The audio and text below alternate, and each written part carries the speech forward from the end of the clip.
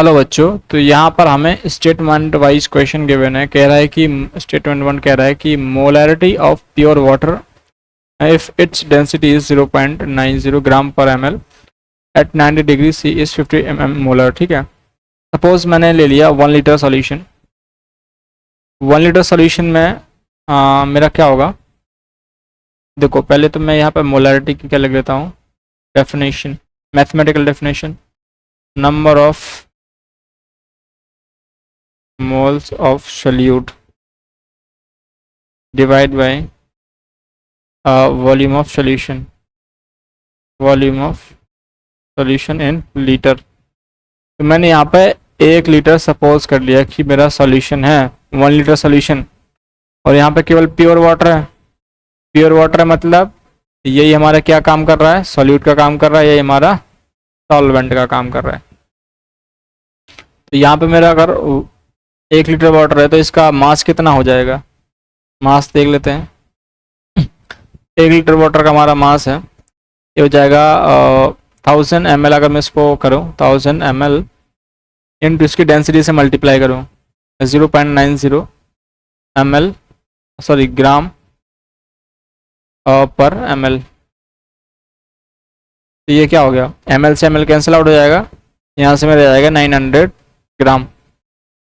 तो मैं यहाँ से क्या निकाल सकता हूँ, मोल्स ऑफ वाटर। अगर मेरा 900 ग्राम वाटर है तो मैं वाटर के मोल्स निकाल सकता हूँ, 900 डिवाइड बाई इसका मोलर मास। कैसे मोल्स से कैसे निकलते हैं, mass by molar mass equals two moles. ठीक है, ये फॉर्मूला मैंने यहाँ पे लगाया है। तो ये क्या आ जाएगा, 50 मोल्स, 50 मोल्स वाटर के आ जाएंगे। ठीक है, अगर मेरा वाटर में सॉल्यूट है मेरा तो 50 मोल्स वाटर के हैं, तो यहाँ मैं क्या मोलैरिटी निकाल सकता हूँ।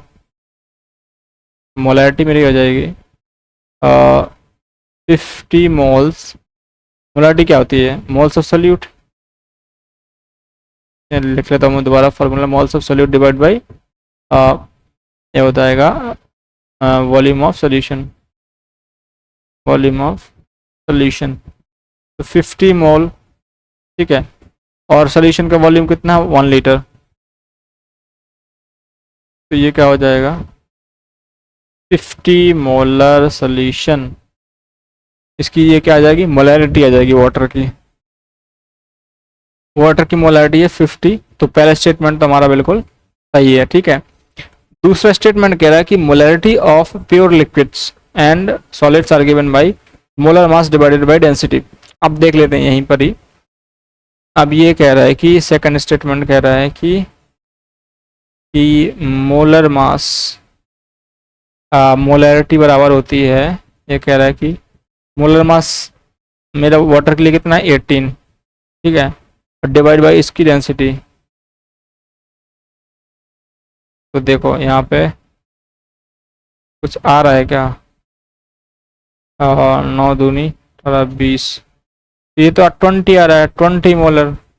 पाना कितना चाहिए 50 मोलर। मतलब ये क्या है, ये हमारा इनकरेक्ट स्टेटमेंट है। ठीक है, तो हमारा पहला स्टेटमेंट तो सही है, दूसरा स्टेटमेंट हमारा गलत है। तो हमारा ऑप्शन क्या हो जाएगा, फर्स्ट स्टेटमेंट इज ट्रू, ये हमारा एंड वाला ऑप्शन डी हो जाएगा। Second statement is false, option D इसका आंसर है। बाकी ऑप्शन हमारे क्या हो जाएंगे, इनकरेक्ट हो जाएंगे। I hope you understood the concept. Thank you.